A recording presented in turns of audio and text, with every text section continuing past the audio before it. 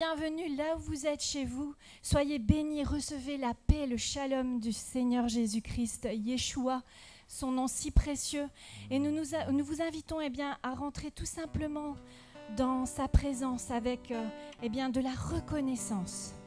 La reconnaissance aussi parce que dans sa présence, il y a de la joie. Et cette joie, elle ne nous en prive pas. Il nous la donne tout simplement. Il n'y a pas de condition. Alors recevez ce matin. Recevez les ressources qui viennent du ciel parce que le ciel est ouvert. Simplement parce que nous louons le Seigneur et parce que nous sommes là pour lui. Amen.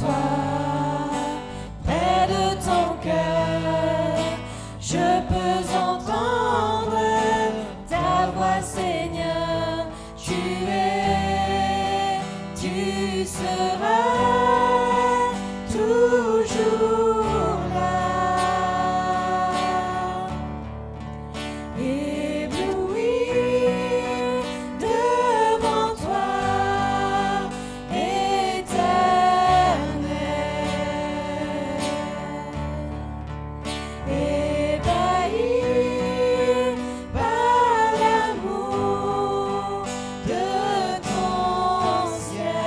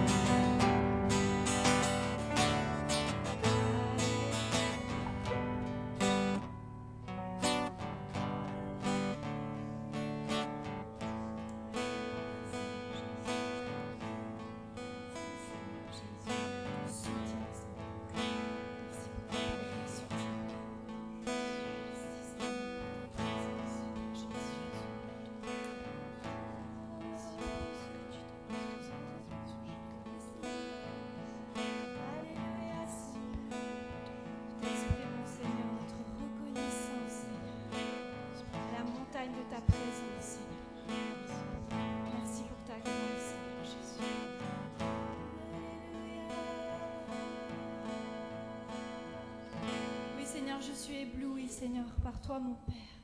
Je suis éblouie par tant d'amour, cet amour inestimable qui est là, bienveillant, fidèle, qui protège, qui enlace, qui console, qui relève. Merci, Papa. Merci pour ta présence parmi nous. Merci parce que nous déclarons ensemble que le ciel est ouvert. Merci, Seigneur, parce que nous pouvons venir toucher ton ciel. Seigneur, nous nous attendons, Seigneur. Nous nous attendons, Seigneur, à ces ressources qui sont là. Merci parce que tu veux, les déverser sur ton peuple. Nous déclarons, Seigneur, maintenant ta présence en ce lieu et ton règne qui s'établit, Seigneur. Oui, Seigneur, comment ne pas te louer, toi qui es si précieux à notre cœur. Oui, Seigneur, nous voulons, Seigneur, te louer de tout notre cœur. Tu es cher, Seigneur. Yeshua, tu es cher à notre cœur et nous voulons élever ton nom ici. Oui, Seigneur, comment ne pas te louer? Comment ne pas pouvoir ouvrir notre bouche et notre cœur après tout ce que tu as fait pour nous, après tout ce que tu as déclaré sur nous? Amen, alléluia. Amen.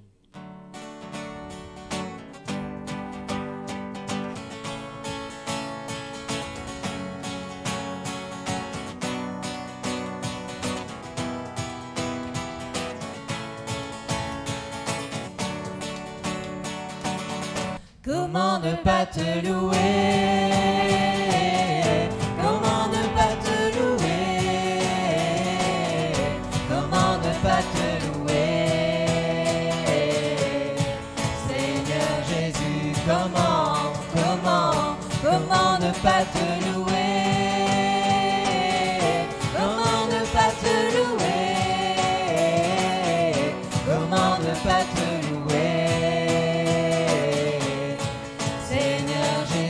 Comment, quand je regarde autour de moi, je vois ta gloire. Seigneur Jésus, je te bénis. Comment ne pas te louer? Seigneur Jésus, comment ne pas te louer? Comment ne pas te louer? Comment ne pas te louer? Comment ne pas te louer? Comment ne pas te louer? Comment ne pas te louer? Seigneur Jésus, comment, quand je regarde autour de moi, je vois mes frères. Seigneur Jésus, merci pour eux. Comment ne pas te louer?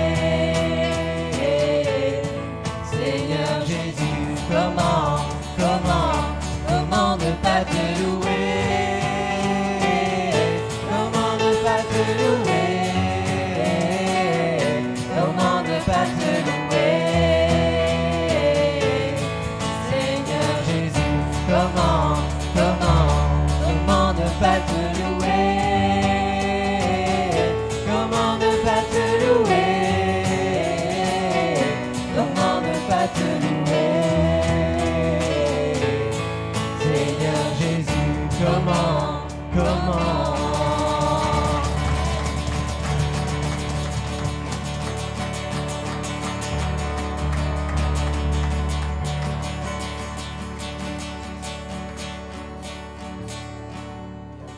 Comment ne pas te louer, toi, un Dieu si grand qui nous a tellement offert, Seigneur. Merci pour ma famille, merci pour les frères et sœurs que tu m'as donnés, merci pour la vie en abondance que tu m'as donnée, Seigneur, pour tout ce que tu m'as donné qui est tellement plus précieux que chaque bien qui pourrait m'être donné sur terre, Seigneur. Merci parce que tu m'as donné, une espérance vivante, Seigneur. Merci parce que chaque jour, je peux me réveiller en me disant, que j'ai un Dieu fidèle qui veille sur moi, et malgré les circonstances, malgré tout ce qui peut se passer, m'arriver, Seigneur, je sais que tu es là avec moi. Alors merci.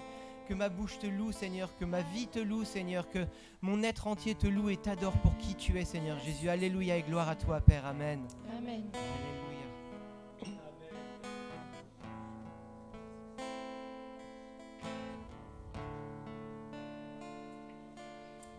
C'est si bon de louer ton nom, Seigneur. Alléluia.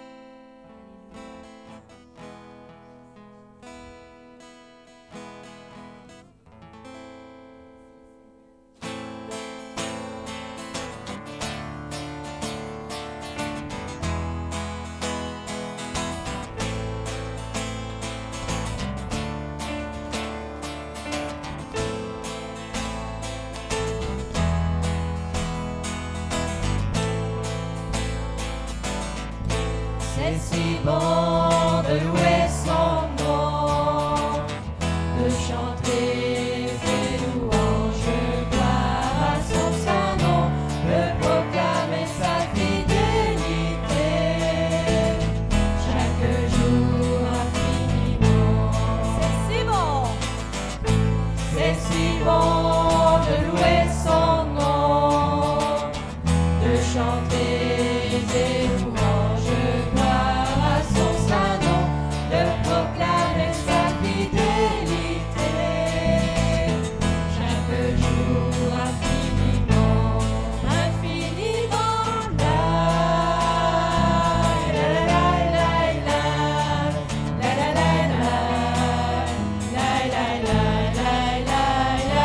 la la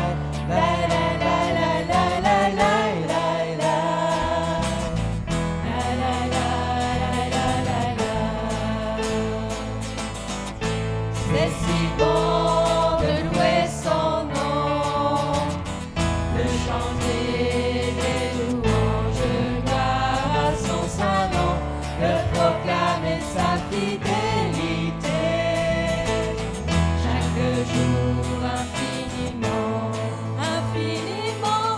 La la la la la la la la la la la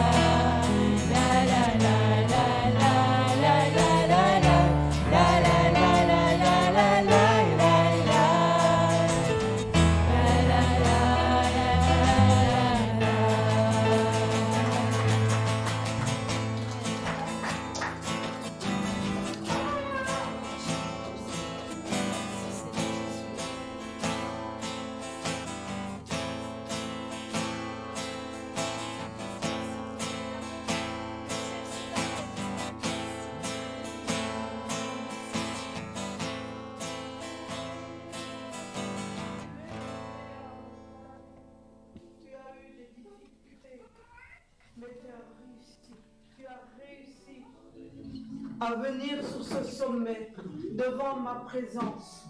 Tu as réussi à venir là où je t'attends, là où je t'attends. Tu es venu dans le lieu saint.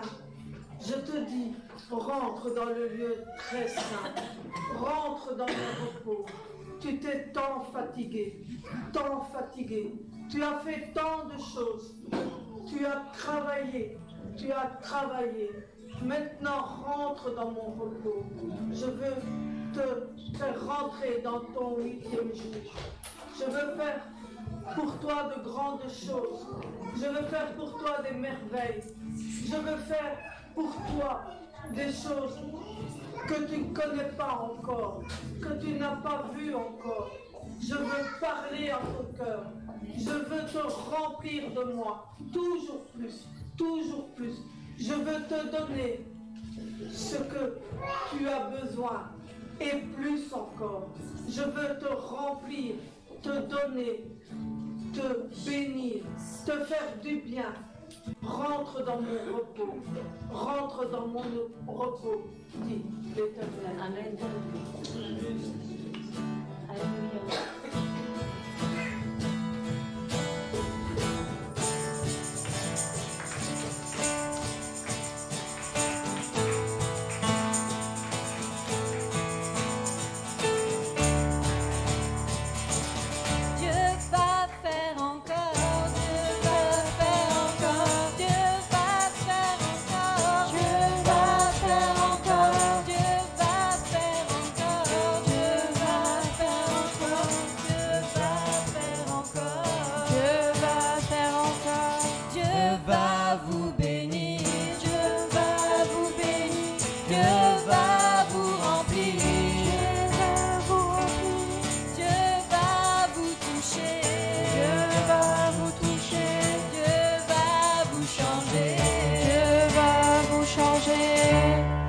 Alléluia.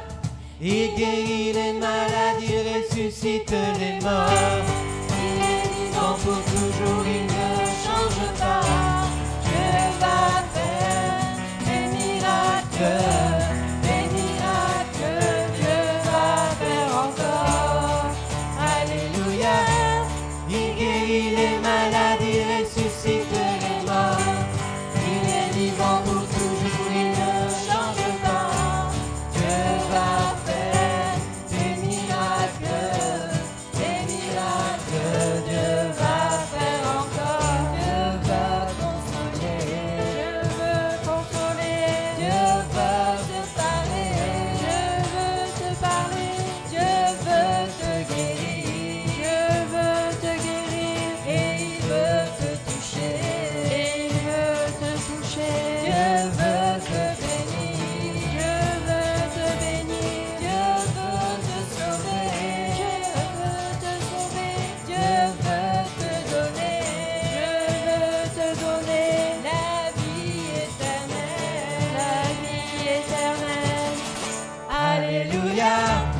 Il guérit les malades, il ressuscite les morts. Il est vivant pour toujours, il ne change pas. Dieu va faire des miracles, Dieu va faire encore.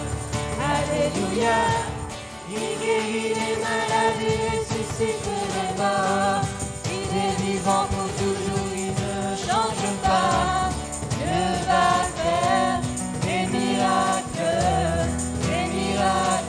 Dieu va faire encore. Dieu va te parler, Dieu va te parler, Dieu va te toucher, Dieu va te toucher, Dieu va te combler, Dieu va te combler, et il va te bénir, il va te bénir. Il est le roi de gloire, le roi de gloire, Seigneur des seigneurs, Seigneur des seigneurs, le Dieu qui guérit, le Dieu qui guérit, le Dieu tout-puissant, le Dieu tout-puissant. Alléluia. Il guérit les malades, il ressuscite les morts. Il est vivant pour toujours, il ne change pas. Dieu va faire des miracles, Dieu va faire encore. Alléluia. Il guérit les malades, il ressuscite les morts. Il est vivant pour toujours, il ne change pas. Dieu va faire des miracles, Dieu va faire encore. Dieu va faire des miracles, Dieu va faire encore.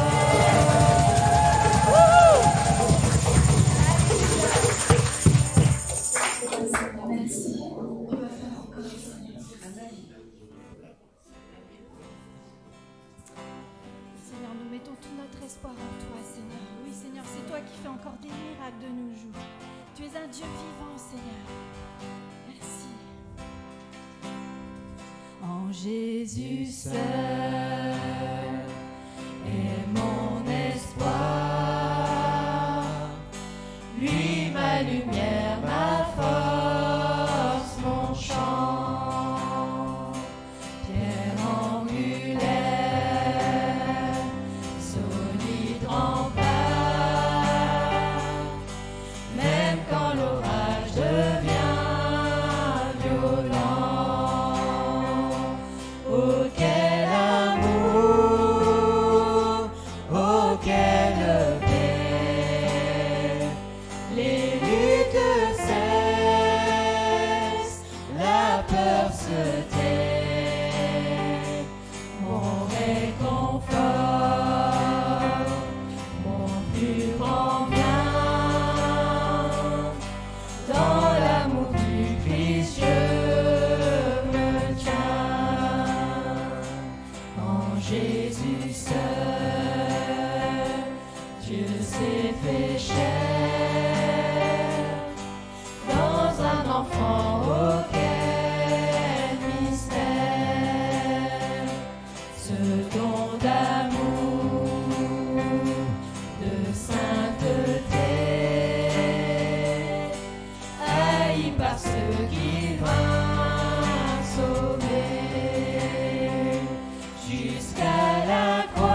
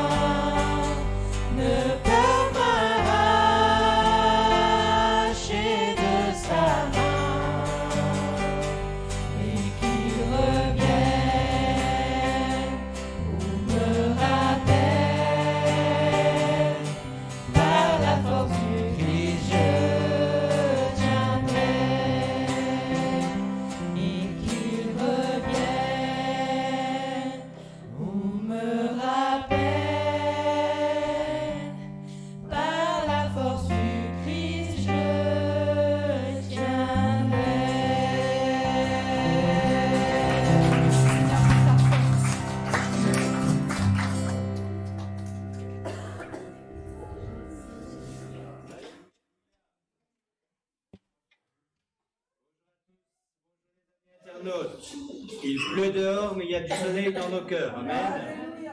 Merci au groupe de louanges. Voilà, je vais laisser aller les enfants dans les classes. Il y en a beaucoup. Alors aujourd'hui, encore un jour béni. Béni pourquoi? Parce que on va pouvoir partager la parole de Dieu. Et aujourd'hui, on va la partager avec notre ami Philippe. Bonjour Philippe, bonjour Nicole, son épouse. Et je vais te laisser toute la place. Voilà. Je ne sais pas ce que tu as mis, ce que tu vas nous partager, ce que tu as mis sur ton cœur, mais je sais que ça nous apportera un peu de soleil. Amen.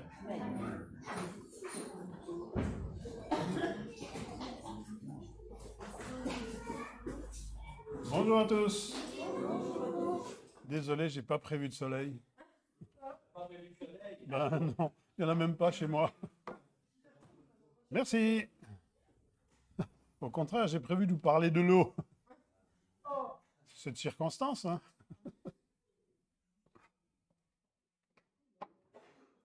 Je le mets là parce que je suis capable de le renverser, hein. Content de vous revoir pour la plus tard et de voir aussi qu'il y a de nouveaux visages. Le Seigneur ajoute à l'Église ceux qui sont sauvés. Gloire à Dieu. Amen. Ah, qui rajoute encore, hein, on en veut encore et toujours encore. Que le Seigneur soit béni. J'aimerais qu'on commence cette méditation que j'ai eue au travers d'un verset du livre des psaumes, psaume 119, versets 89 et 90. Psaume 119, versets 89 et 90.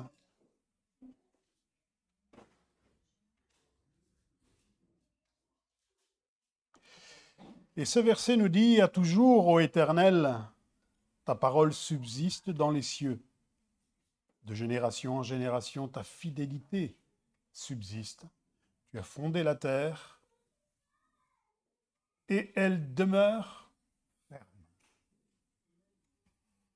Effectivement, c'est une chose extraordinaire que Dieu a créée au travers de la terre. Il nous a dit qu'il l'a créée par sa parole. Et la terre demeure ferme, hein, depuis sa création, elle est là, elle demeure ferme, elle est toujours là, avec ce qu'elle est capable de nous apporter, de pourvoir aux besoins de l'homme. Lorsque Dieu avait le désir de créer l'homme, il a dit avant on va faire un monde parce que ce monde, c'est lui qui va lui fournir ce dont l'homme aura besoin dans son quotidien, hein, ne serait-ce que le besoin de manger, le besoin d'espace, le besoin de choses, le besoin de temps aussi. Dieu a prévu les choses au travers de cette terre qu'il nous a donnée. Et ensuite, il a dit, je vais mettre l'homme dans ce que j'ai prévu. Et on s'aperçoit que cette chose est bonne et de génération en génération, la fidélité de Dieu subsiste. Et depuis des années que cette terre a été créée, on s'aperçoit qu'effectivement, elle pourvoit à tous les besoins de l'homme en général, même si malheureusement, il y a des gens qui, sur cette terre, ne mangent pas à leur faim. Je dirais que c'est plutôt la faute de ceux qui mangent trop. On a sur la Terre un tiers du globe qui cherche à manger sans trop grossir, et on a une autre part qui dit « mais moi j'aimerais bien manger ce qu'eux ne veulent pas manger hein. ». On se dit « mais c'est tellement injuste ». Mais encore une fois, ça c'est la main de l'homme. Le message que je désire vous apporter ce matin mérite, je dirais, quelques efforts de compréhension. Effectivement, je ne sais pas pourquoi il est venu comme ça, et je l'ai construit de la façon suivante, où il y a deux introductions, où on va voir que ces deux idées d'introduction, eh bien, nous emmènent dans une chose qu'il est bon pour chacun d'entre nous de considérer. Donc, je vous demande quelques efforts de compréhension. Alors, rassurez-vous, il ne faut pas être un intellectuel, hein. Pas avoir un grand bagage intellectuel. Moi, j'en ai pas. Ah, si, moi, j'ai bac plus 5. Mais par alliance, hein. C'est ma femme, c'est pas moi. Mais je les ai par alliance, non? Vous êtes d'accord avec moi quand même? Je ne suis pas si bête que ça, moi j'aurais plutôt CAP plus 5. Bon, mais ça veut dire qu'il n'y a pas besoin d'être d'un grand quotient intellectuel pour comprendre la parole de Dieu. Elle a toujours cette magie de parler à nos cœurs, quel que soit le niveau dans lequel nous sommes. Alors, première introduction, je vous invite à lire un verset que l'on trouve dans Ésaïe, chapitre 35, et verset 1. Prophète Ésaïe, chapitre 35. et au verset 1.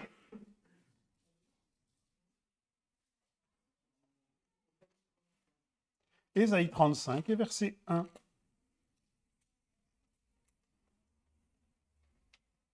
Et cette parole que Ésaïe va prononcer nous dit ceci. Le désert et le pays aride se réjouiront. La solitude s'égaiera et fleurira comme un narcisse. Le désert et le pays se réjouiront. Nous sommes dans une période où l'on sent beaucoup d'inquiétude quant au fait qu'il manque d'eau. Pas chez nous. On manque pas d'eau. Je me suis dit, tiens, si je devais rendre visite à un ami qui est dans le sud, vous savez, quand on va visiter quelqu'un, généralement, on lui amène un petit cadeau. Moi, je me suis dit, tiens, si je vais visiter quelqu'un dans le sud, je lui amènerai un pack d'eau. C'est typique du Nord, après tout, c'est un produit du Nord. Mais on sent bien, au travers des actualités, de ce que l'on peut entendre autour de nous, dans toutes les discussions, c'est un problème, ce manque d'eau. Les nappes phréatiques sont très, très basses. Et là, cette prophétie d'Ésaïe nous dit que les déserts fleuriront. Ce qui est le symbole d'une aridité, Dieu dit et prononce cette parole, eh bien ce désert va fleurir. Ça veut dire que, quelque part, Dieu promet de pourvoir à ce désert ce dont il a le plus besoin, c'est-à-dire de l'eau. Et on s'aperçoit qu'il le dit, il le décrit, le désert va fleurir comme des fleurs, comme un narcisse. Vous savez, le pays de Canaan, lorsque les Hébreux sont destinés à rentrer dans ce pays qu'ils n'ont pas encore, ils n'ont pas cette identité au travers de ce pays, ils ont déjà une identité que Dieu leur a créée, mais pas encore de pays. Souvent, c'est le contraire dans ce monde. Ce qui fait l'identité d'un peuple, c'est quoi? C'est le pays.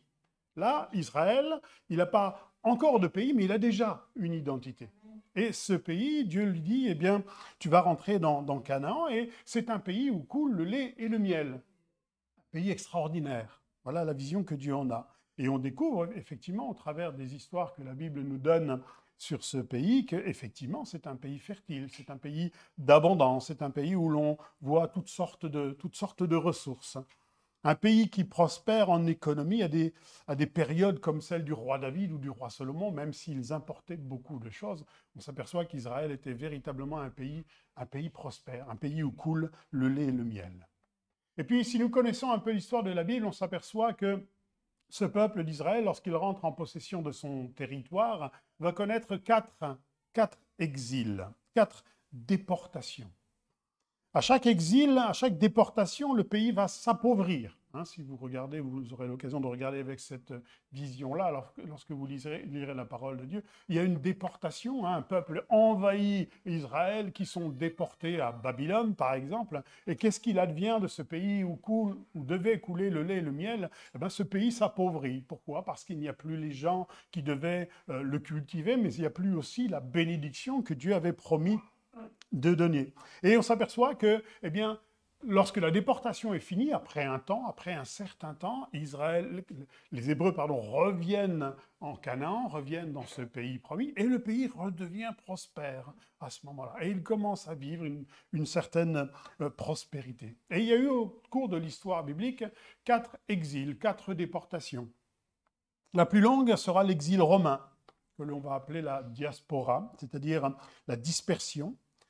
C'est le dernier en date, il a commencé aux alentours des années 70 et il s'est terminé aux alentours des 1948 lorsque l'État hébreu s'est constitué en État justement sur sa terre. Et pendant ce temps, la terre elle était occupée par des peuplades arabes et très vite les ressources de cette terre vont se faire de plus en plus rares et se transformer petit à petit en désert. Et pendant toute cette période, on entendra très peu parler d'Israël et de sa terre, alors que des promesses extraordinaires étaient faites sur cette terre.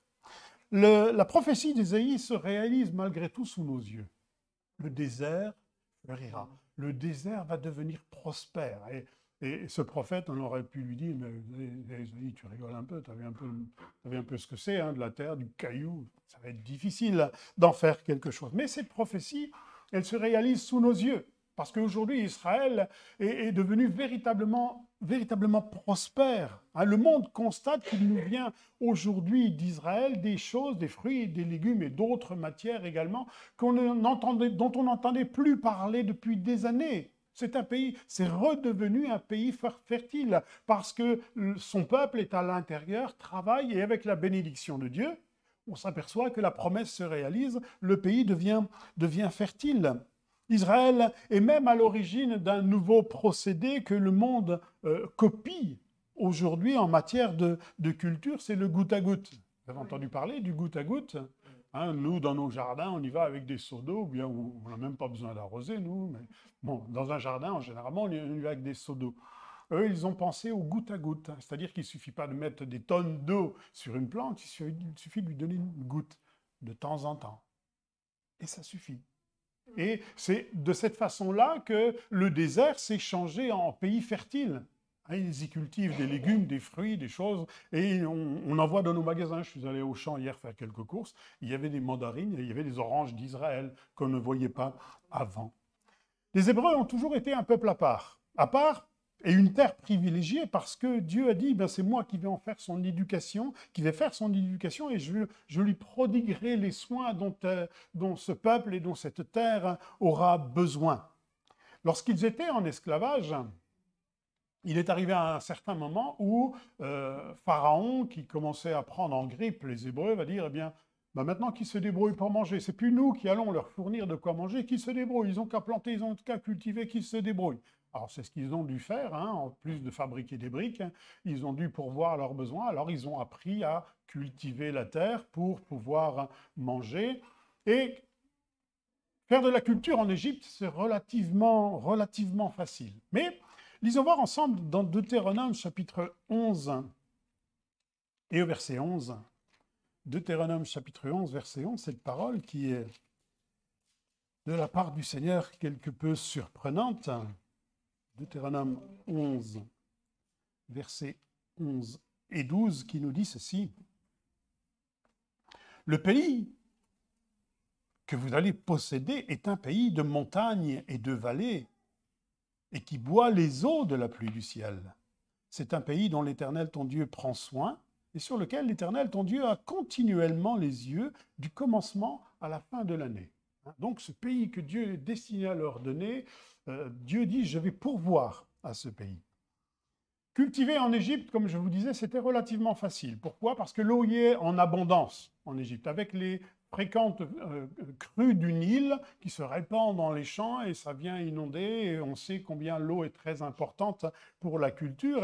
Et on apprend au travers de l'histoire que c'était très facile. D'ailleurs, sous Joseph, il va y avoir cette année de famine. Il va dire, on va faire en sorte qu'il y ait cette année d'abondance. Et puis on s'aperçoit qu'il n'y a pas de mal à faire cette année d'abondance. L'Égypte était un pays très fertile. Et faire de la culture en Égypte, c'était assez facile. Et c'est ce que les Hébreux ont appris à faire. Ils vont cultiver, ils vont apprendre à cultiver, parce qu'à l'origine, ce sont plutôt des bergers. Ils vont apprendre à cultiver la terre en Égypte avec le principe, bien sûr, des Égyptiens, avec la culture des Égyptiens.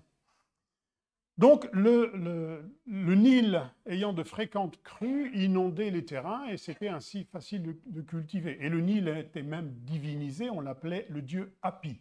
C'était une divinité qui symbolisait le dieu de la fertilité, parce qu'on sait très bien que sans eau, c'est impossible de cultiver. Mais lorsqu'ils arrivent dans le pays que le Seigneur leur destine, il leur fait comprendre, vous savez, ce n'est pas l'Égypte, ici, l'eau, il y en a, oui, mais ce n'est pas comme en Égypte. Il va leur dire en quelque sorte, vous connaissez l'expression, c'est pas Versailles ici.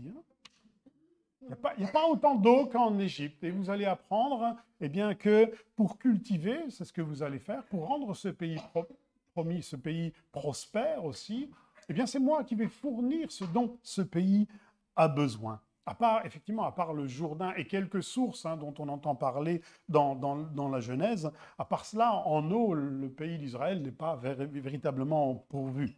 Et on sait qu'en matière de culture, l'eau est indispensable. Mais je vous donnerai la pluie en son temps. Voilà la promesse que Dieu fait à Israël. Mais je vous donnerai au moment où il le faut ce dont votre terre aura besoin parce que c'est vous qui en aurez besoin. Je vous donnerai la pluie en son temps. Ça veut dire qu'ils ont appris à cultiver la terre en Égypte avec leur façon, c'est-à-dire qu'ils n'avaient pas grand-chose à faire. C'était presque...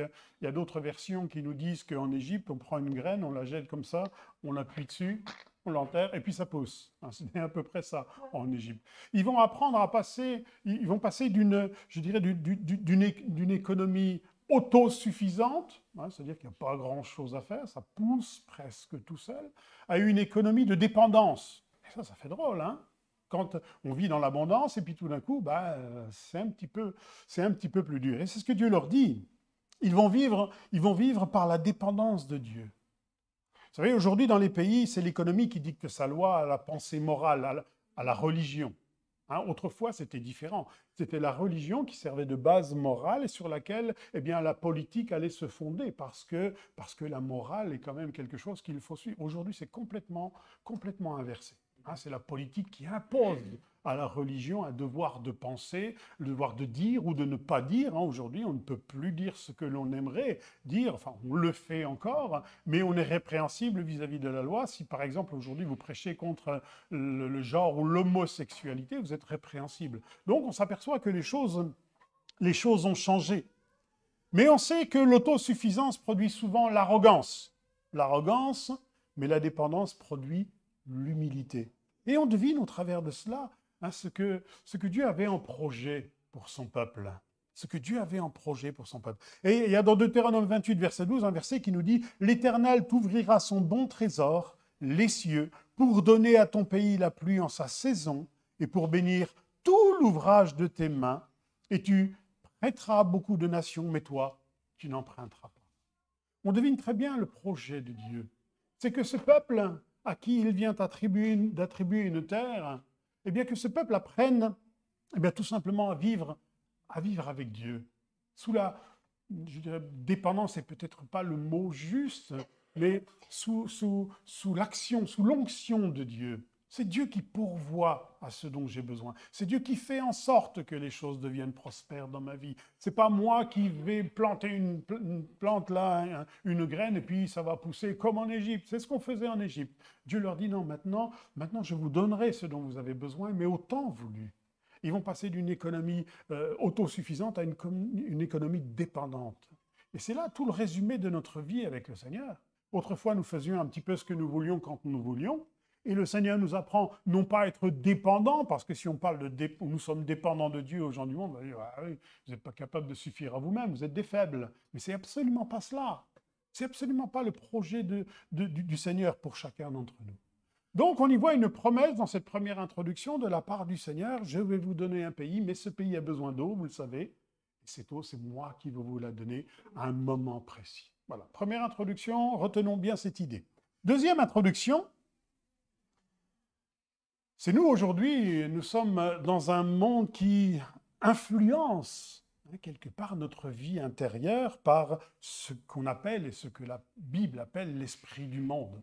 Nous sommes là avec nos croyances chrétiennes, les choses que l'on veut absolument, qui viennent de la parole de Dieu, à mettre en pratique dans notre vie, mais on sait que l'extérieur, le monde, l'esprit du monde vient et puis quelque part nous influence un petit peu. Et c'est normal que cela nous influence. C'est tout à fait normal parce que le Seigneur n'a pas décidé de nous retirer du monde et nous mettre dans un coin où ça sera plus facile pour vous. Non, il a dit, je les laisse dans le monde. Et je sais très bien que le monde aura une influence sur eux. Je sais très bien qu'il y a des choses qui, dans l'esprit du monde, vont tirailler leur cœur et des fois, ils ne sauront même plus où ils en sont. Donc, nous sommes dans cette situation aujourd'hui où, avec les valeurs morales que nous avons, qui nous viennent de la parole de Dieu, nous sommes extrêmement influencés par notre entourage. Mais vous savez, la magie de Dieu, c'est qu'une vie de foi est compatible avec toutes les époques, toutes les cultures, toutes les sociétés que le monde a connues dans son histoire.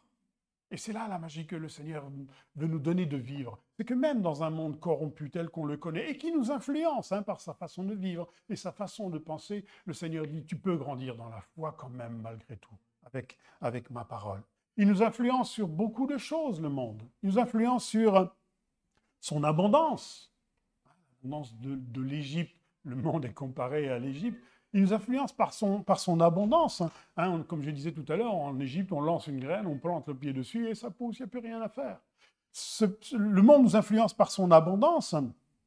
Il est possible de réussir dans le monde. Et qu'est-ce que l'on voit dans le monde? On voit des hommes et des femmes qui réussissent, que ce soit professionnellement ou par leur popularité, etc. Et on est influencé. Aujourd'hui, regardez ceux qui font le plus de buzz, ce sont les influenceurs. On se dit, ouais, ils ont réussi, hein, ces influenceurs. Et quelque part, on est tenté. On se dit, ben, pourquoi moi je ne réussis pas? Pourquoi moi aussi, je n'aurais pas des désirs de réussite? C'est absolument pas incompatible avec une vie de foi, mais on s'aperçoit que ben, le monde, quelque part, hein, nous influence par son abondance. Il nous influence également par ses distractions. On voit plein de choses dans ce monde. L'Égypte était, à cette époque, certainement très attractive. Hein, aujourd'hui, par exemple, au Louvre, il y a une exposition sur l'Égypte, hein, au travers de la façon dont ils montaient les pyramides, les cultures qu'ils avaient, la pensée qu'ils avaient, la philosophie. Et on se dit, waouh, c'était vraiment des gens intelligents. Nous, on se dit, bon, ils étaient arriérés, ils étaient un petit peu à côté de la plaque. Aujourd'hui, on se dit, mais non, ils sont très, très intelligents. Et à cette époque, rappelez-vous un peu, ben, ça devait être attirant d'aller en Égypte, hein, pour la culture qu'ils étaient capables d'apporter, pour aussi les distractions. Parce que quand un pays attire du monde, eh bien, on s'aperçoit que culturellement, c'est attirant. Hein, culturellement, au niveau des artistes aussi, il devait y avoir des artistes. Ça doit être bien de vivre en Égypte. Hein. Il y a des manifestations artistiques bien souvent, etc. Et je crois qu'effectivement, ils avaient ce genre de distraction, comme on en voit dans le monde, qui n'est pas forcément mauvaise, mais c'est attirant aussi pour ça. On peut être attiré par une réussite culturelle, une réussite artistique, une réussite de connaissances, intellectuelle. Et c'est tout à fait normal que ce monde nous invite à cela. Il y avait certainement plein de manifestations et certainement pas pour autant déplacées, pas pour autant mauvaises. Hein. Le monde n'a pas que des mauvaises choses. Pourquoi la Bible nous recommande de nous tenir à l'écart de certaines distractions de ce monde? Non pas parce qu'elles sont mauvaises, mais tout simplement parce qu'il y a un esprit qui est derrière, un esprit qui se cache derrière. Et cet esprit, ben, c'est comme en Égypte, c'est l'arrogance, c'est la suffisance, où tu n'as pas besoin de Dieu, où tu n'as pas besoin de ceci, où tu n'as pas besoin de cela pour réussir. Tu n'as pas besoin de faire tout ce que tu fais le dimanche matin à l'église pour réussir. Et on est un petit peu dans cet état d'esprit où le monde nous influence comme cela. Il nous influence aussi par sa liberté d'esprit, ou même encore sa spiritualité. Ah oui, il y a beaucoup de gens spirituels, hein, dans ce monde, pas spirituels au sens biblique, hein, mais de gens intelligents. Il y a des gens extrêmement intelligents. Hein. Si vous lisez des livres, par exemple, vous vous dites, les gars, waouh, ils arrivent à penser des trucs, mais c'est même attirant de penser de cette façon. Il y a des chanteurs, des vrais chanteurs à texte, hein, vous disent, waouh, les gars, ils ont de la réflexion, ils ont de l'intelligence. Hein, j'aimerais bien penser comme ça, j'aimerais bien penser comme lui. Donc le monde nous attire avec ce qu'il est, avec ses moyens. Et quelque part, on est influencé par cela dans notre vie. Tout n'est pas forcément mauvais, mais dans quel état d'esprit ces choses m'invitent? Voilà la réflexion que la Bible nous tend. Le monde, parce qu'il nous influence, nous impose aussi sa mesure. On aimerait vivre avec Dieu dans la même mesure que le monde nous démontre. Dans le monde, c'est quoi? C'est souvent la facilité, c'est le choix aussi, effectivement. Il y a du choix dans ce monde. Hein. On peut partir dans pas mal de directions pour viser une réussite. On peut être attiré par l'abondance, hein, que le monde est capable aussi de donner. Et quelque part, le grand danger, frères et sœurs, c'est qu'on réclame à Dieu la même mesure que ce monde nous influence, que ce monde nous montre. Il est possible d'avoir en abondance, en bien, en richesse intellectuelle dans ce monde. Et nous, on se dit, mais moi, avec Dieu, je suis là et puis je galère un peu quand même. Hein. Je ne vois pas toutes les promesses se réaliser dans ma vie, alors que dans le monde, on s'aperçoit qu'il y en a qui réussissent, pour qui ça va bien, etc. On aimerait, par exemple, on aimerait vivre plein de miracles. Hein. On l'a chanté tout à l'heure et effectivement, c'est bien, c'est très, très, très, très grandissant pour chacun d'entre nous de voir des miracles de la part du Seigneur, et on dit au Seigneur, mais fais des miracles, Seigneur, on a besoin de tes miracles, on a besoin que tu fasses ceci, on a besoin que tu fasses cela, parce que c'est ta promesse, hein, tu as promis qu'il y aurait des miracles, alors on en veut, hein, et on demande à Dieu selon la mesure que le monde nous influence, hein, parce qu'on veut en abondance, on veut autant que les autres, et on est influencé par cela. On aimerait être dans l'abondance, parce que Seigneur, tu as dit que celui qui croit en moi vivra dans l'abondance. Moi, je ne vis pas une vie d'abondance, hein, Seigneur. Hein. Je n'ai pas l'impression de vivre selon ta promesse. Pourtant, je ne suis pas très gourmand, je ne veux pas grand-chose. Moi, je dis souvent au Seigneur, moi, j'aimerais bien une belle maison avec une porcherie à côté. Non, mais pas des cochons, hein. un garage avec des Porsche dedans, hein, une porcherie.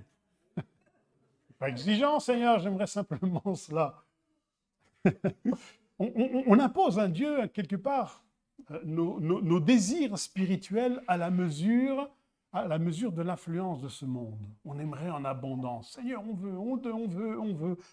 donne. On veut tous être remplis. On veut de l'abondance de Dieu. On veut de l'abondance des miracles. Ce n'est pas une mauvaise chose en soi, mais on va s'apercevoir que ce n'est pas forcément la mesure que Dieu veut pour chacun d'entre nous. Écoutez bien ceci, frères et sœurs, et internautes aussi, profitez-en. Les promesses de Dieu n'ont pas pour but de satisfaire nos besoins et nos envies. Elles sont là pour nous apprendre à dépendre de lui. C'est à cela que nous devons arriver, frères et sœurs. Les promesses que Dieu nous a faites, ce n'est pas pour dire hey, « T'inquiète, tu auras tout ce que tu veux, tu as besoin de ça, je te le donne ». Ce n'est absolument pas le but du Seigneur. Le but du Seigneur, c'est si tu as besoin, et si je vois que tu as besoin, je vais pourvoir. Je vais te donner au moment précis où tu en as besoin. Pas en abondance, mais ce que tu as besoin. Et je te garantis que je serai là tous les jours pour te donner, t'apporter ce dont tu as besoin. Mais avec l'influence que le monde nous donne, on veut, Seigneur, donne-moi, remplis-moi, que je sois toujours en abondance, rempli, qu'il y en ait même plus qu'il en faut, etc., etc. Beaucoup ont abandonné leur vie de foi parce qu'ils n'ont pas obtenu la chose pour laquelle ils ont prié. Ah, Seigneur, si c'est ça, être chrétien, alors ça ne m'intéresse pas. Et comme le monde, quand on n'obtient pas, eh bien, qu'on n'a pas ce que l'on veut, alors qu'est-ce que l'on fait? On va voir ailleurs. Hein, ça aussi, c'est une influence du monde. J'ai pas ça? Tant pis, je vais aller voir ailleurs. Et avec Dieu, on a tendance à faire la même chose. Donc, on s'aperçoit de cette première introduction qui nous parle de l'eau que le Seigneur veut pourvoir, et cette deuxième introduction qui nous parle de l'influence que le monde a. Alors, qu'est-ce que l'on va faire avec ça? Qu'est-ce que l'on peut faire de ces deux introductions, de l'eau et du désert, par lequel le Seigneur dit « mais le désert va fleurir », et puis cette influence que le monde a sur le croyant. Qu'est-ce que cela a en rapport avec le verset que nous avons lu au départ, qui est la fidélité de Dieu? Mais qu'est-ce que tout cela a à voir avec le désert? Alors je vous propose de lire Ésaïe 8, verset 5. Ésaïe chapitre 8, verset 5 jusqu'au verset 8.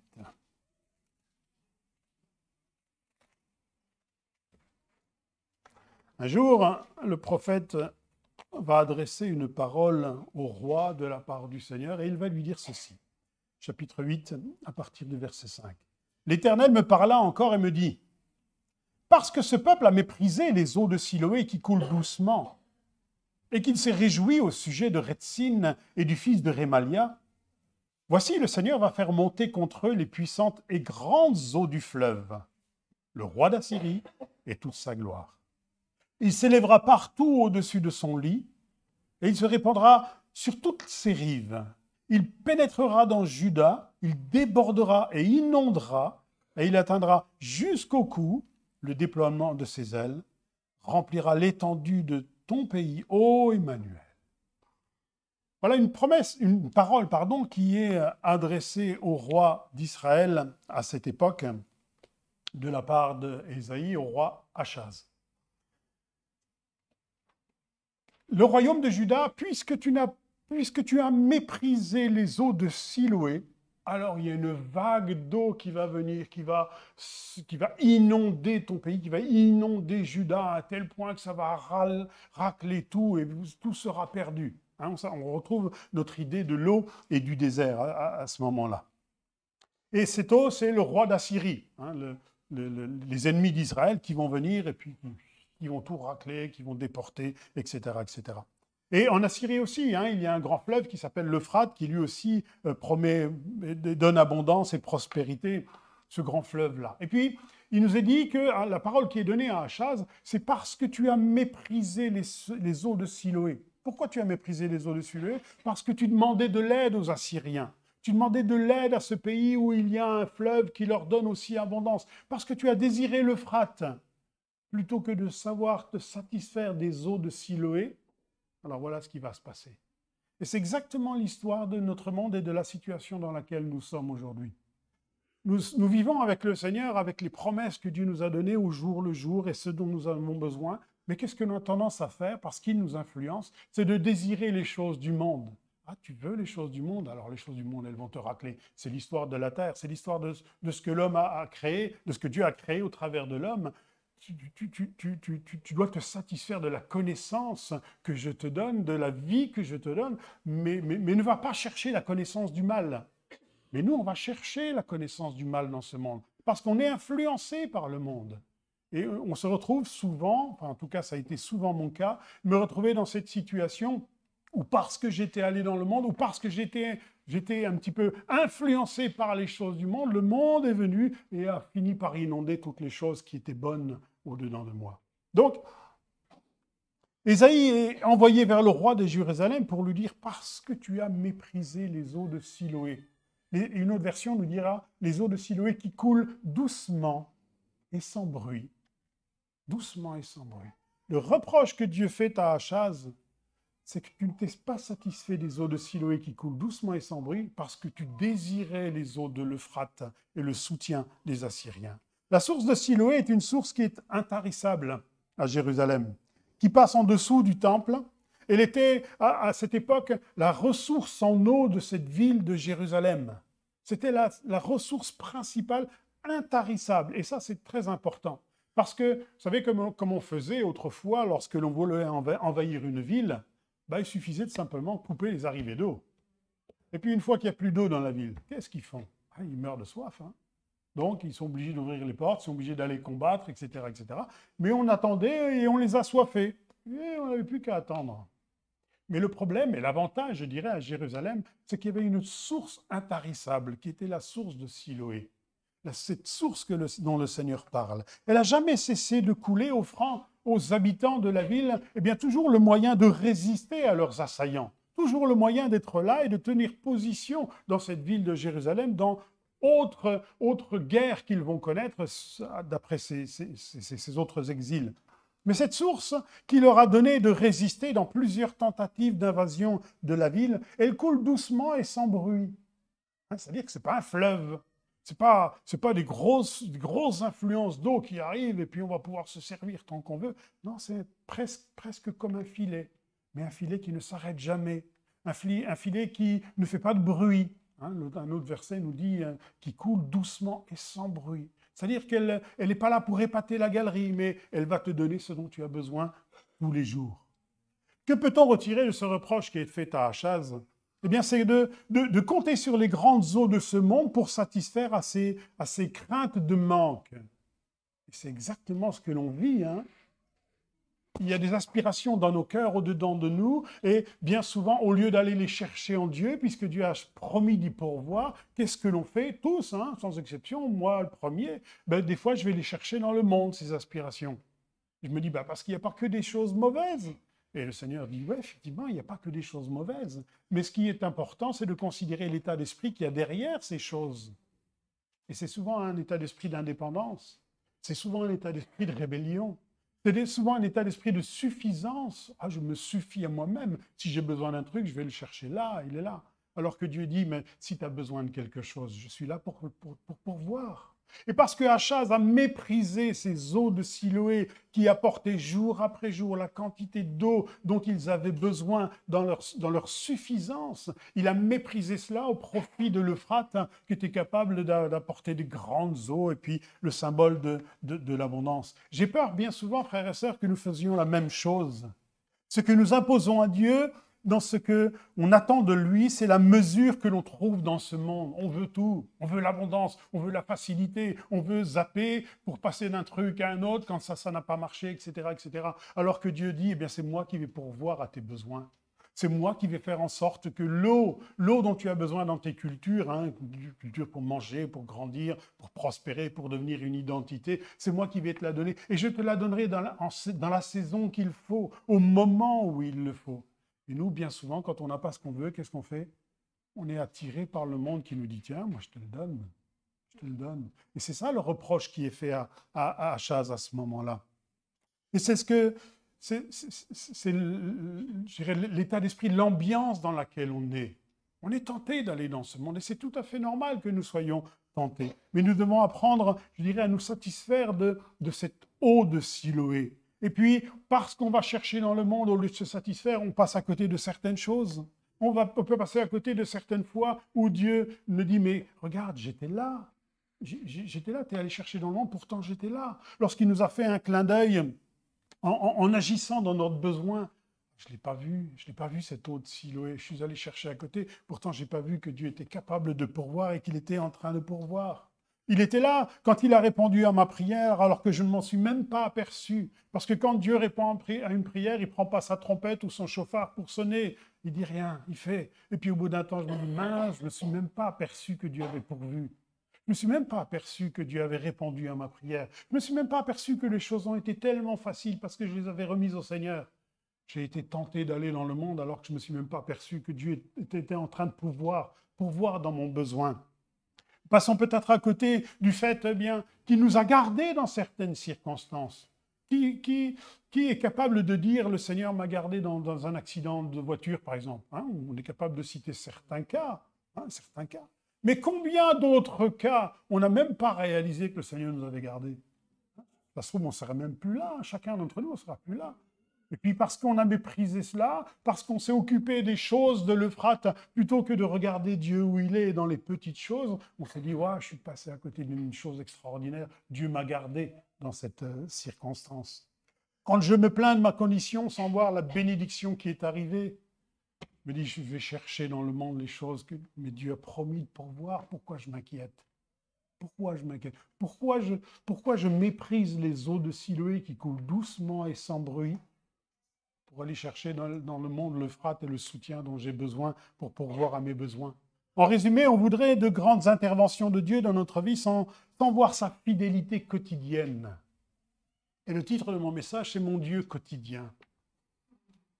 Nous, on veut des miracles, on veut des choses, on veut des trucs extraordinaires. Bien sûr, on en a besoin des miracles. Il ne faut pas arrêter de prier pour des miracles. Mais on voudrait que notre vie, tous les jours, je vois un grand miracle, je vois un grand truc, je vois un grand machin. C'est le plus beau des miracles, c'est la fidélité de Dieu dans les petites choses que je ne vois même pas. Que je ne vois même pas. Et qu'on méprise. Parce que tu as méprisé les eaux de Siloé. Mais je suis là, je t'aime, je prends soin de toi. Et je te donnerai ce dont tu auras besoin dans la saison où tu en auras besoin. Ce n'est pas en Égypte ici. Tu auras besoin d'eau dans tes cultures, alors je te donnerai l'eau quand tu en auras besoin, au moment où il y en aura besoin. Voilà la promesse que le Seigneur nous tend à chacun. Apprendre à être dépendant de Dieu. Pas dépendant comme des mendiants, hein, parce qu'on n'a pas, on est sans arrêt en train de tendre la main, mais dépendant, je sais Seigneur que tu vas pourvoir à mon bien. Je sais, Seigneur, tu as promis de pourvoir à mes besoins de chaque jour. Ben, je veux apprendre à être dépendant de cette promesse. Je veux apprendre à te voir et que tu sois mon Dieu quotidien. Pas les choses de la mesure du monde où il y a des choses extraordinaires, grandioses qui se font. Je veux voir Dieu dans mon quotidien et pas simplement dans des miracles extraordinaires. Vous savez, les gens qui ont vécu des grands miracles, ça n'a pas forcément fait d'eux des grands croyants. Hein. Regardez en Israël, lorsqu'ils étaient dans le désert, que de miracles ils ont vécu. Hein. Et pourtant, ils arrivent devant le problème, ils sont incrédules comme je ne sais pas quoi. Beaucoup de gens ont vécu des miracles extraordinaires. Mon propre père a été délivré d'une paralysie. Hein. Couché sur un lit à l'hôpital, les médecins se demandaient ce qu'ils allaient faire. On a prié pour lui, il était complètement guéri. Ce n'est pas pour autant, malheureusement, qu'il a donné sa vie à Dieu. Hein. Ce n'est pas ceux qui ont vécu les grands miracles qui font d'eux des grands croyants. Mais par contre, voir Dieu dans notre quotidien, ça fait du bien. Dieu est fidèle dans ses promesses. La fidélité de Dieu est sans mesure. Hein, c'est notre verset d'introduction. Mais il y a des fois où l'on demande à Dieu la même mesure que l'on trouve dans le monde. Et Dieu me dit, mais t'inquiète, laisse le monde tranquille. Moi, je pourvois tes besoins jour après jour, sans bruit et sans choses impressionnantes. Hein. Il y a des fois où on aura besoin de beaucoup plus d'eau hein, qu'un simple goutte à goutte. Si je prends une douche, par exemple, avec un goutte à goutte, ça va être difficile quand même. Et le Seigneur sait très bien que l'on a besoin d'une abondance d'eau dans certaines circonstances, dans un miracle particulier, dans une guérison, dans une chose dans laquelle Dieu a besoin d'intervenir. Et c'est, ouais, tu as besoin d'une douche. Eh ben, je vais te donner une douche. Je vais te donner ce dont tu as besoin au travers de cela. Dieu saura donner au temps convenable. Et c'est là que doit être notre foi et notre dépendance. Dieu donne au temps convenable. Ah Seigneur, j'ai besoin de ci, j'ai besoin de ça. Seigneur, tu ne me donnes pas. Bon, ben, je vais dans le monde, je vais aller chercher ce dont j'ai besoin. attends, je te le donne au moment où tu en auras besoin. Mais vous savez, l'amour de Dieu n'est absolument pas l'amour humain. C'est absolument pas la même chose. Nous avons une conception de l'amour, nous, qui est humaine. Mais l'amour de Dieu est complètement différente. Elle est inconditionnelle et invariable. Lisons ensemble un texte que j'ai eu beaucoup de mal à comprendre, et même encore aujourd'hui, 1 Corinthiens 13, verset 4, qui nous parle justement de l'amour. 1 Corinthiens 13, verset 4. On ne va pas tout lire le passage, mais vous le connaissez déjà. 1 Corinthiens 13, 4, où il nous est fait l'éloge de l'amour, où Paul va dire, eh bien, l'amour est patient, il est plein de bonté, l'amour n'est point envieux, l'amour ne se vante point, il ne s'enfle point d'orgueil, il ne fait rien de malhonnête, il ne cherche point son intérêt, il ne s'irrite point, il ne soupçonne point le mal, etc., etc., etc. Et quand je lis ça, je dis, ouais, mais ça ne correspond pas à mon amour à moi. Hein. Ça ne correspond absolument pas, l'amour est patient. On est patient? Moi, j'aime bien quelqu'un avec lequel je m'entends bien. J'aime bien quelqu'un qui, quand je dis quelque chose, ah ouais, c'est une bonne parole, ou bien on se fait du bien mutuellement. Mais quelqu'un que j'ai du mal à voir, ou quelqu'un qui fait le contraire, ou quelqu'un qui me met du bâton dans les roues, je vais l'aimer? Ça va être un petit peu plus difficile. Seigneur, je me force, parce que tu as dit d'aimer mon ennemi, mais je me force quand même un peu. Hein. Dieu ne se force pas. Hein. Dieu est comme ça. L'amour de Dieu n'est pas du tout la mesure de l'amour humain. Ma patience, à moi, elle a des limites. Hein.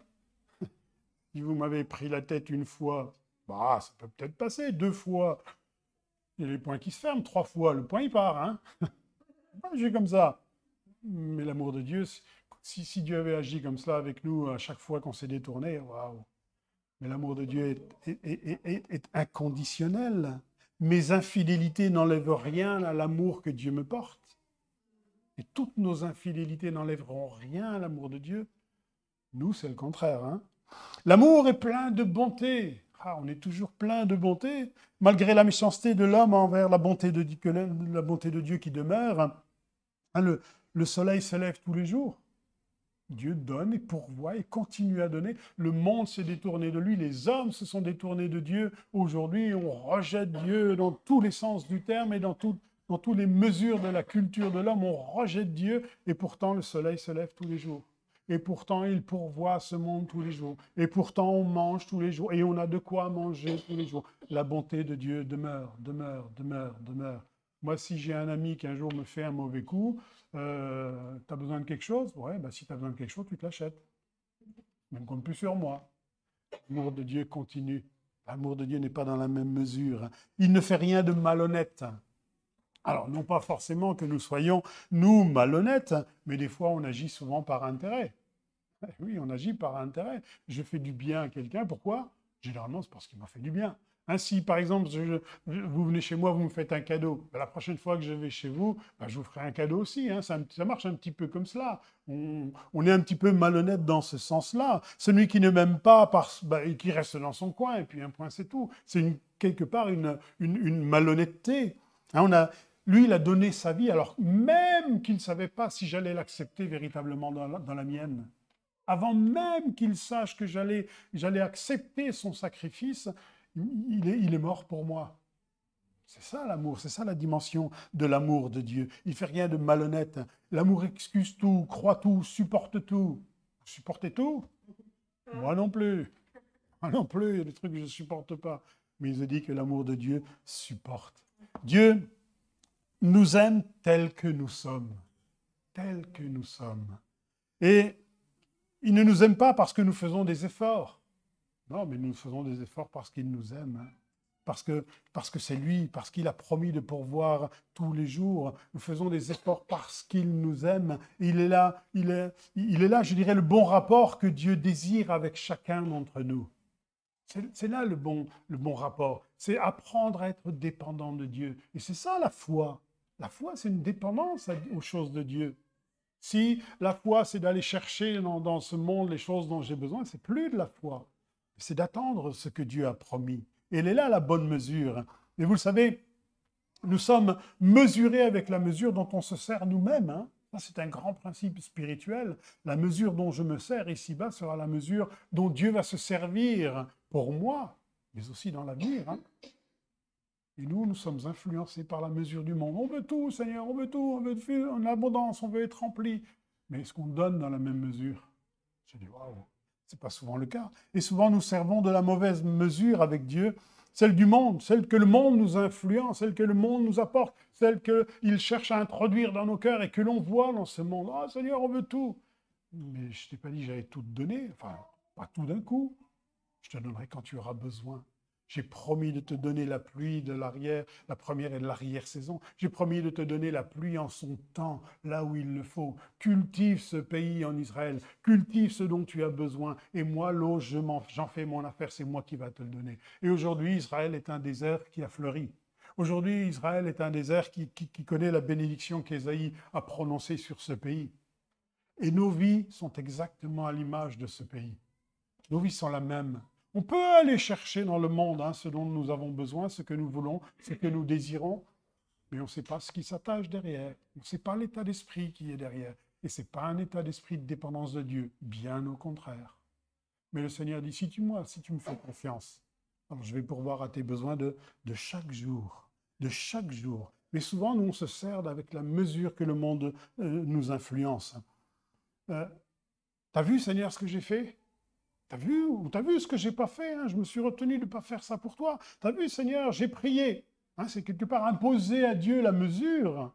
C'est imposer à Dieu la mesure du monde. J'ai fait un truc, donc tu dois faire un truc pour moi. Je te donnerai quand tu auras besoin. Le danger, c'est de vouloir Dieu dans le retour de ce que nous avons fait. Et on réagit comme ça. Et ce monde fonctionne comme cela. Hein, c'est là l'influence qu'il a sur nous. Il fonctionne de cette façon. Si je fais un truc, je dois en obtenir quelque chose. Seigneur, si je fais un truc, je désire obtenir quelque chose. Et le Seigneur dit, ouais, je pourvois tes besoins. Mais peut-être pas aujourd'hui, mais quand tu en auras besoin. Ce n'est pas ce que je fais, ou même ce que je ne fais pas, qui empêche la bonté de Dieu. Absolument pas. Un dernier texte, si vous voulez bien, Deutéronome 11, verset 13. Deutéronome 11, verset 13.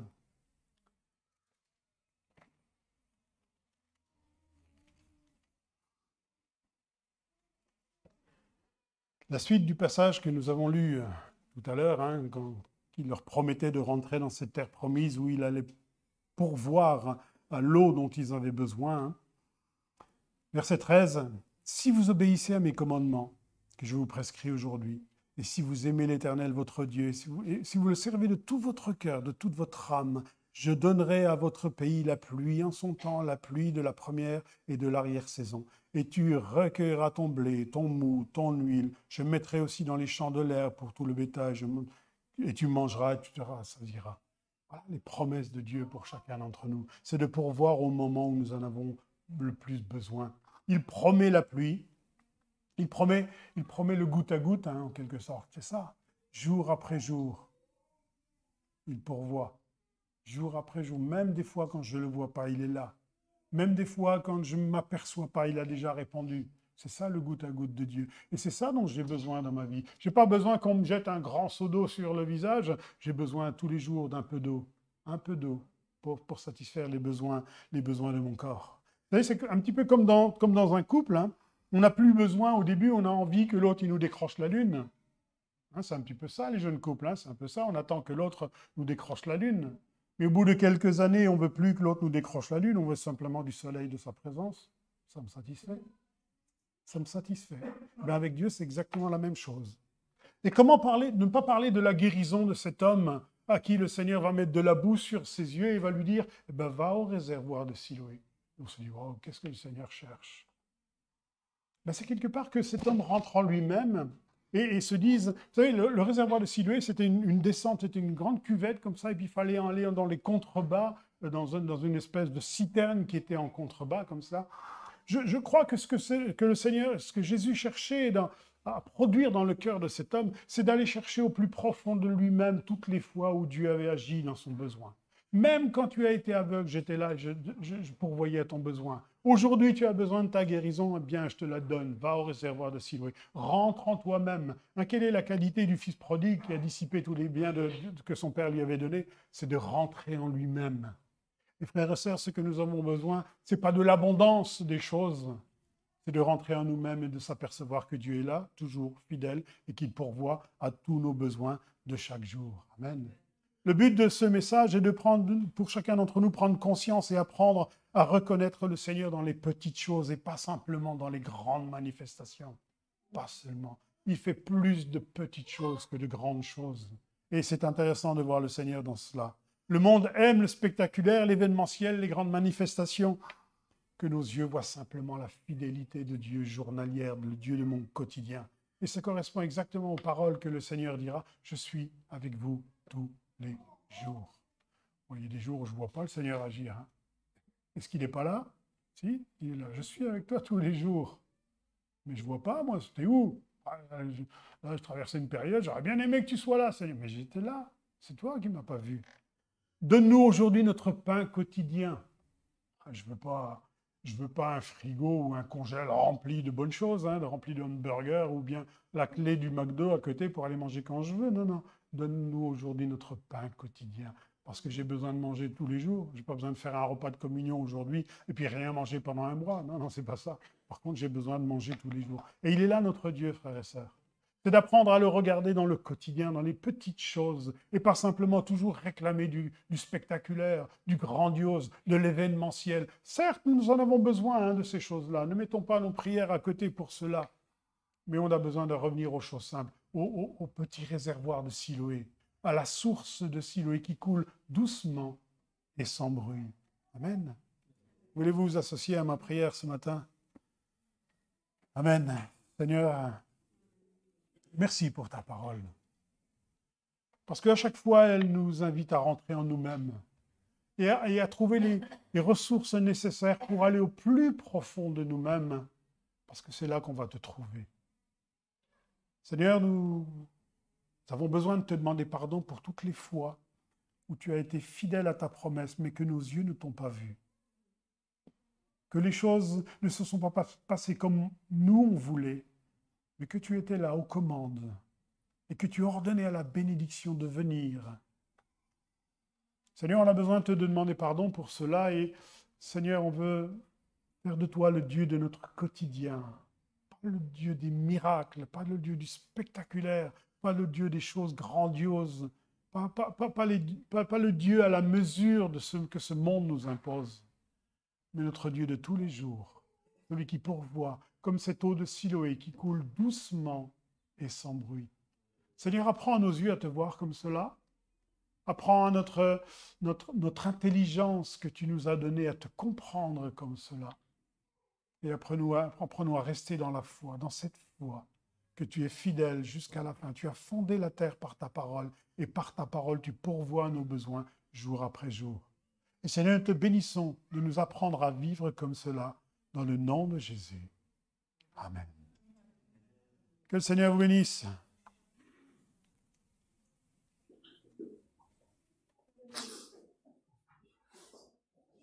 Merci Philippe pour ce partage qui nous rappelle qu'effectivement ce que Dieu attend de nous, c'est que nous soyons heureux en étant dépendants de lui.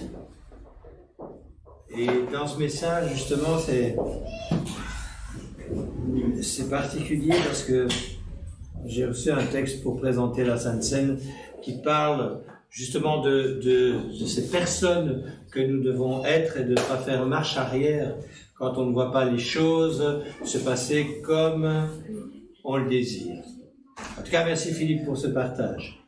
Voilà les amis internautes, il est temps de nous quitter. Je vous salue, vous souhaite une bonne semaine.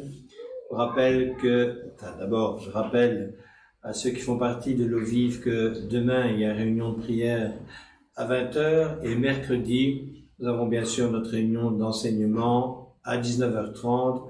Passez une très bonne semaine et soyez bénis.